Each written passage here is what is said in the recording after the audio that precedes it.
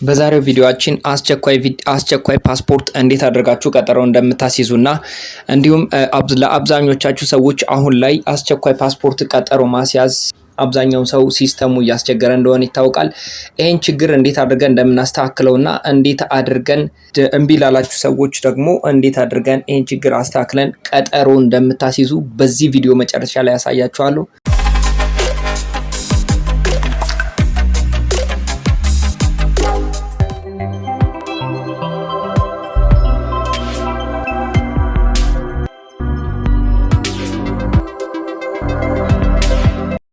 ይሄን ቪዲዮ እስከመጨረሻው ድረስ ተከታተሉ።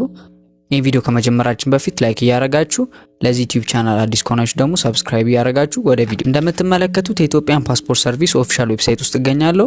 የዚህን ኦፊሻል ዌብሳይት ሊንክ ከዚህ ቪዲዮ ዲስክሪፕሽን ስራ አስቀምጥላችኋለሁ። እሱን ሊንክ ክሊክ በምታደርጉ ሰዓት ይሄንን የሚመስል ፔጅ ታገኛላችሁ። እንደምትመለከቱት አሁን እኔ የምገኘው ሆም ፔጅ ውስጥ ነው። እኛ የምንፈልገው አስቸኳይ ቀጠሮ ስለሆነ አርጀንት አፖይንትመንት የሚለውን ከሆም አጠገብ የሚገኘውን ክሊክ እናደርጋለን። ከዛ ይሄንን የሚመስል ፔጅ እናገኛለን። እንደምትመለከቱት ስክሮል አድርገን ወደ ስር በምንወርድ ሰዓት ቼክ ቦክስ እናገኛለን። አይ አግሪ ቱ ዘ ተርምስ ኤንድ ኮንዲሽንስ የሚል እሱን አንድ ጊዜ ክሊክ አድርገን ስታርት ኢንዲቪጁዋል አፖይንትመንት የሚለውን ክሊክ እናደርጋለን። የተለያዩ አይነት አፖይንትመንት ታይፖች አሉ። መጀመሪያ ላይ የምናገኘው አዲስ ፓስፖርት ማውጣት መፈልጉ ሰዎች ይሄንን ነው የምትነኩት፣ ኒው ፓስፖርት አፖይንትመንት የሚለውን። ሁለተኛ ላይ ደግሞ የምናገኘው ለማሳደስ መፈልጉ ሰዎች ይሄንን ነው የምትጠቀሙት። ሶስተኛ ላይ ደግሞ ፓስፖርታችሁ የጠፋባችሁ ወይም የተሰረቀባችሁ ሰዎች ሶስተኛ ላይ ያለውን ኦፕሽን ነው የምትጠቀሙት። አራተኛ ላይ ደግሞ ፓስፖርታችሁ ላይ ያለ ኢንፎርሜሽን ስህተት ካለው እሱን ለማስተካከል ቀጠሮ የምታይዙ ሰዎች ይሄን አራተኛ ላይ ያለውን ኦፕሽን ነው የምትጠቀሙት ማለት ነው። በዚህ ቪዲዮ ነው የማሳያችሁ ኤክስፓየርድ ያደረገ ፓስፖርትን ለማሳደስ ነው። እናንተ አዲስን ፓስፖርት ማውጣት መፈልጉ ሰዎች ተመሳሳይ ስቴፕ ነው የምትጠቀሙት። ስለዚህ እኔ ሪኒዋል ወይም ሪፕሌስመንት አፖይንትመንት የሚለውን ሁለተኛ ላይ ያለውን ክሊክ አድርገዋለሁ። እንደምትመለከቱት እሱን ክሊክ ካደረኩ በኋላ ታይፑን ድጋሚ እንድመርጥ እየጠየቀኝ ነው። መጀመሪያ ላይ እንደምታዩት ኤክስፓየርድ ላደረገ ፓስፖርት የሚላል። ሁለተኛ ላይ የፓስፖርታችሁ ፔጅ ያለቀባችሁ ሰዎች ሁለተኛ ላይ ያለውን ነው የምትጠቀሙት። ዳሜጅድ ከሆነ አራተኛ ላይ ያለውን ትጠቀማላችሁ። እኔ ኤክስፓየርድ ስለሆነ ፓስፖርት ያደረገው ኤክስፓየርድ ፓስፖርት የሚለውን ክሊክ አድርጋለሁ። ከዛ እዚህ ጋር እንደምትመለከቱት አርጀንሲ ሌቭሉን ነው የምንመርጠው። መጀመሪያ ላይ የ2 ቀንና የ5 ቀን ቀጠሮ አለ። እናንተ የምትፈልጉትን እዚህ ጋር ትመርጣላችሁ ከምትፈልጉት ጉዳይ አንፃር። እኔ ባለ2 ቀኑ ነው ፈልገው አርጀንት 2 ዴይስ የሚለውን ክሊክ አድርጋለሁ። ከዛ ካፕቻውን ሶልቭ አደርጋለሁ ማለት ነው። ካፕቻውን ሶልቭ ካደረግን በኋላ ኔክስት የሚለውን በተን ክሊክ እናደርጋለን። እንደምትመለከቱት አሁን ደግሞ የምንመርጠው ሳይት ነው። ሳይት የምንመርጠው አሻራና ፎቶግራፊ የምንሰጥበትን ሳይት ነው እዚህ ጋር የምንመርጠው። እሱን ክሊክ በምናደርግ ሰዓት የተለያዩ ሳይቶች ይገኛሉ። ከዚህ በፊት ለአስቸኳይ ቀጠሮ አዲስ አበባ ብቻ ነበር ይሄ አገልግሎት የሚሰጠው። አሁን ግን በክልል ከተሞችም መሰጠት ስለተጀመረ እነሱን እዚህ ላይ ሊስት ውስጥ አካቷቸዋል። ስለዚህ እናንተ የምትኖሩበትን አካባቢ እዚህ ጋር መምረጥ ትችላላችሁ። እኔ አዲስ አበባ ስለሆነ አዲስ አበባ የሚለውን ክሊክ አድርጌ ሲቲውንም አዲስ አበባ እለዋለሁ። ከዛ ኦፊሱንም ደግሞ ኢሚግሬሽን ኤንድ ሲቲዝንሺፕ ሰርቪስ ከዛ ኔክስት እለዋለሁ ማለት ነው።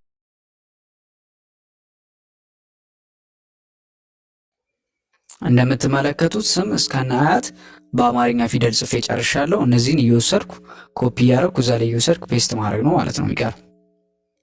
እንደምትመለከቱት ሶስቱም ላይ በትክክል አስገብቻለሁ። እናንተም በትክክል ያለምንም ስህተት ማስገባታችሁን ቼክ አድርጉ። ከዛ ናሽናሊቲ ባይ ዲፎልት ኢትዮጵያ ላይ ያደርገዋል። ከዛ እዚህ ጋር ፎን ነምበራችሁን የምታስገቡት ማለት ነው። እንደምትመለከቱት ስልክ ቁጥሬን አስገብቻለሁ። ከዛ በርዝ ፕሌስም እዚህ ጋር አስገባለሁ።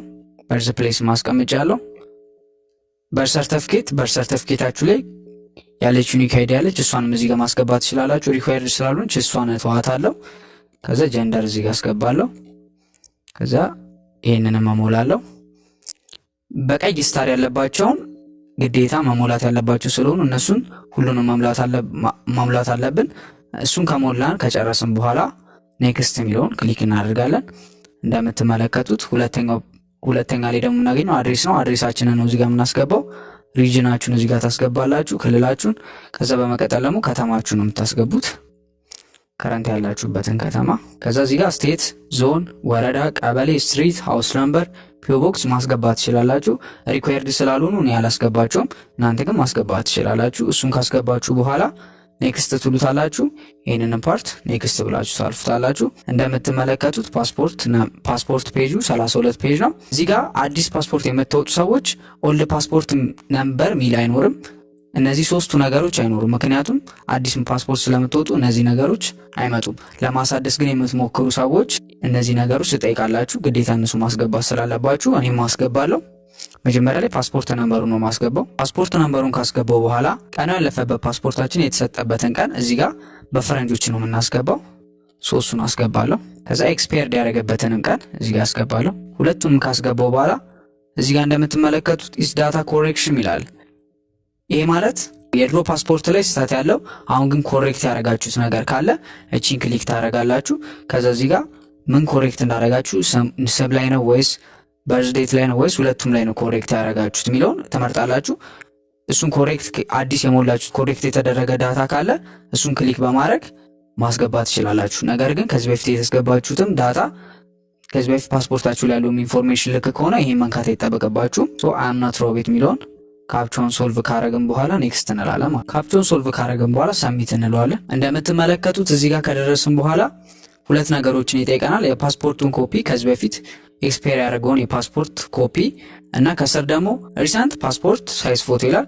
እዚህ ጋር ፎቶ በፓስፖርት ሳይዝ ያለ ፎቶአችንን የቅርብ ጊዜ የሆነ ፎቶአችንን ነው እዚህ ጋር ሁለተኛው ላይ አፕሎድ እናደርገው። መጀመሪያ ላይ ደግሞ ኤክስፓየር ያደረገውን ፓስፖርታችንን ፎቶ ነው እዚህ ጋር የምናስገባው ማለት ነው። አዲስ ፓስፖርት በምናወጣ ሰዓት ደግሞ እዚህ ጋር የምንጠይቀው የቀበሌ አይዲያችንንና ኦተንቲኬት የሆነውን የበርዝ ሰርተፍኬታችንን ነው ማለት ነው። ልዩነቱ እሱ ነው።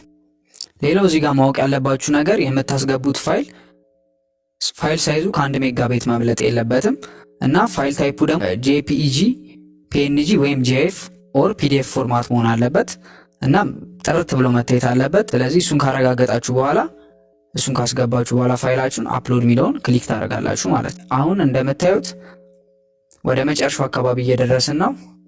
እንደምታዩት ሪኩዌስት ታይፑ ምንድነው? ሪኒው ነው። ለማሳደስ ስለሆነ ሪኒው ይላል። ሪኩዌስት ስታተሱ አርጀንት ሪኩዌስትድ ይላል። እዚህ ጋር ያሳዝንበትን ቀን እያሳየን ነው። ከዛ ደግሞ ዴሊቨሪያችንን እዚህ ጋር እያሳየን ነው። የሁለት ቀኑ ስላዘዘን ጃንዋሪ 6 ላይ የሚደርስልን ማለት ነው። ከዛ አፕሊኬሽን ነምበራችን እዚህ ጋር አለ። እንደምታዩት ከዚህ በፊት ፐርሰናል ኢንፎርሜሽን ላይ የሞላነው ነገር በድጋሚ አምጥቶልናል። እሱም ልክ መሆኑን እዚህ ጋር ቼክ እናደርጋለን። እዚህ ጋር ስልክ ቁጥራችን አለ። እዚህ ጋር ያስገባናቸው ፋይሎች አሉ። ቪው ፋይል ብንለው አፕሎድ ያደረግናቸውን ፋይሎች ድጋሚ ዳውንሎድ አድርጎ ያሳየናል ማለት ነው። ሶስቱንም ቼክ ማድረግ ትችላላችሁ። እነዚህ ያስገባችኋቸው ኢንፎርሜሽኖች ልክ መሆናቸውን ካያችሁ በኋላ ኮንፊርም አፕሊካንት ዲቴይል የሚለውን ቦክስ ክሊክ ካደረጋችሁ በኋላ ኔክስት ትሉታላችሁ ማለት ነው። እንደምትመለከቱትም ወደ ፔመንት ፔጅ ሄደናል። እዚህ ጋር ሶስት አይነት የፔመንት ሜተድ መጠቀም እንችላለን። አንደኛ ላይ የምናገኘው ሲቢ ብር መጠቀም እንችላለን። ሁለተኛ ላይ ሲቢ ሞባይል ባንኪንግ መጠቀም እንችላለን። ሶስተኛ ላይ ደግሞ የምናገኘው ቴሌ ብር መጠቀም እንችላለን። እናንተ የሚመቻችሁን ከዚህ ላይ መምራት ትችላላችሁ። እኔ ለእናንተ ለማሳየት ስለሆነ እኔ የምጠቀመው ሲቢ ሞባይል ባንኪንግ ነው፣ እሱን መርጣለሁ። ቴሌ ብር የምትጠቀሙ ወይም ሲቢ ብር የምትጠቀሙ የፈለጋችሁትን መምራት ትችላላችሁ። የምትመለከቱት እዚህ ጋር ፕራይሱን አስቀምጧል። ቶታል ፕራይሱ 25,000 ብር ነው። የሁለት ቀን ፈጣን አገልግሎት መጠቀም ስለንፈልግ ፕራይሱ ይሄን ይመስላል ማለት ነው። እዚህ ጋር አግሪ ተርምስ ኤንድ ኮንዲሽንስ የሚል አለ። እሱን ቦክስ ክሊክ ካደረግን በኋላ ኔክስት እንለዋለን ማለት ነው። እንደምታዩት አሁን ፔመንት ኢንስትራክሽን ጋር ደርሰናል። እዚህ ጋር በስተቀኝ በኩል እንደምታዩት ፐርሰናል ኢንፎርሜሽን የሚል አለ። ፈርስት ኔማችን፣ ፋዘር ኔማችን፣ ግራንድ ፋዘር ኔማችን አለ፣ ፎን ነምበራችን አለ፣ አፕሊኬሽን ነምበር አለ እና ዴሊቨሪ ዴታችንም አለ። እቺን ፔጅ ፕሪንት አድርገን መያዝ አለብን ወይም ስክሪንሾት አድርገን መያዝ አለብን። እኔ እቺን ፔጅ ፕሪንት አድርጌ ይዛታለሁ ማለት ነው። ስሟን ፔመንት እላታለሁ ማለት ነው። ከዚህ ፔጅ ውስጥ የሚያስፈልገን ዋነኛው ነገር ኦርደር ኮዳችንን ነው። ምክንያቱም ኦርደር ኮዳችንን በመጠቀም ነው ክፍያችንን የምንፈጽመው። ስለዚህ ይሄ ኦርደር ኮድ መጥፋት የለበትም። አፕሊኬሽን ነምበራችን ደግሞ ስታተሳችንን የፓስፖርታችንን ስታተስ በዚህ ነው ትራክ የምናደርገው። ስለዚህ ይህንንም ማስቀመጥ ስላለብን ይህን ፔጅ ስክሪንሾት ወይም ፕሪንት አድርጋችሁ አስቀምጡ ማለት ነው። ስለዚህ እኔ አሁን በሞባይል ገብቼ እንዴት ክፍያውን እንደምፈጽም አሳያችኋለሁ። እንደምትመለከቱት የሲቢ ሞባይል ባንኪንግ አፕሊኬሽን ከፍቻለሁ። ሆም ውስጥ እንዳለን ወደ ታች ስክሮል አድርገን በምንወርድ ሰዓት መጨረሻ ላይ ዩቲሊቲስ የሚላለ እሱን አንድ ጊዜ ክሊክ እናደርጋለን። ከዛ ዩቲሊቲ ፔመንት የሚላለ እሱን ክሊክ እናደርጋለን። እንደምትመለከቱት ሊስት አምጥቶልናል። ከዚህ ውስጥ የምንፈልገውኛ ፓስፖርት ፔመንት የሚል ነው። እዚህ ጋር እንደምታዩት ፓስፖርት ፔመንት የሚላለ እሱን ክሊክ እናደርጋለን ማለት ነው። እንደምታዩት ኦርደር ኮድ እዚህ ጋር አስገቡ እያለ ነው። ፕሪንት ካረግነው ፒዲኤፍ ወይም ስክሪንሾት ካነሳ ነው ላይ ኦርደር ኮዱን ኮፒ አድርገን አምጥተን እዚህ ጋር ፔስት እናደርጋለን ማለት ነው። እንደምታዩት ፔስት አድርጌያለሁ። ከዛ ኮንቲኒው ብለዋለሁ። እንደምትመለከቱት ቅዱስ ብሎ ከስተመር አይዲውን አምጥቷል። አማውንቱም 25,000 ብር ነው ብሏል። ይሄንን ክሊክ በማድረግ እዚህ ጋር ሪማርክ ጽፋችሁ ኮንቲኒው ብላችሁ ፓስወርዳችሁን አስገብታችሁ ክፍያውን መፈጸም ነው ማለት ነው። ሶ ይህንን ክፍያ በዚህ መንገድ ትፈጽማላችሁ ማለት ነው። ፓስፖርታችሁ እንደምታዩት ተመልሼ ወደ ኢትዮጵያን ፓስፖርት ሰርቪስ ኦፊሻል ዌብሳይት ገብቻለሁ። ከላይ በኩል እንደምታዩት ፓስፖርት ስታተስ ሚል አለ። እሱን አንድ ጊዜ ክሊክ እናደርጋለን። እዚህ ጋር የምትጠየቁት አፕሊኬሽን ነምበራችሁ ነው። አፕሊኬሽን ነምበራችሁን ደግሞ ቀደም ዳውንሎድ ካረጋችሁት ፒዲኤፍ ወይም ስክሪንሾት ካነሳችሁት ላይ ማግኘት ትችላላችሁ። እሱን እዚህ ጋር አምጥታችሁ ፔስት ታደርጋላችሁ ማለት ነው። ከዛም ሰርች ትሉታላችሁ። እንደምታዩት ቅዱስ ሲሳይ ይላል። ልክ ነው፣ ቀደምን የሞላሁት ፎርም ነው። እዚህ ጋር እንደምታዩት ሪኩዌስት ታይፕ ሪኒው ነው፣ ለማሳደስ ነው። ዴሊቨሪውን አስቀምጧል። ሪኩዌስት ሞዱን አስቀምጧል። ሪኩዌስት ስታተሱ ክፍያችሁን ከፈጸማችሁ ፔመንት ኮምፕሊትድ ይላል።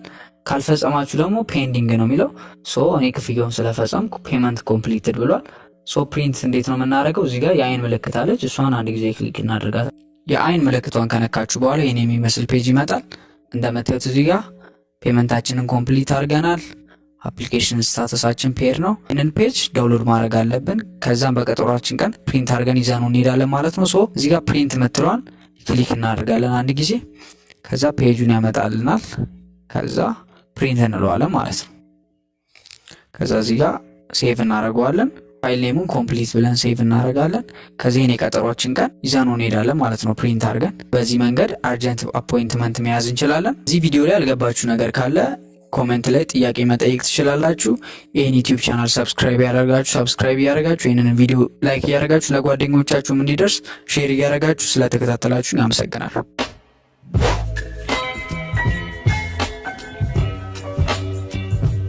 ኦንላይን ልክ አሁን እኔ እንዳደረግኩት አልሰራ ያላችሁ ወይ ደግሞ ቀጠሮ አልይዝ ያላችሁ ሰዎች እስከ ሰኔ 5 ድረስ በአካል ኢሚግሬሽን ቢሮ እየሄዳችሁ አስቸኳይ ፓስፖርታችሁን መመዝገብ ትችላላችሁ። ከሰኔ 5 በኋላ ግን አሁን ያሳያችሁን ፕሮሰስ እየተከተላችሁ ለማንኛውም ሰው ክፍት ይሆናል ማለት ነው። በሌላ አዲስ ቪዲዮ እስከምንገናኝ ድረስ ቸር ሰንብቱ።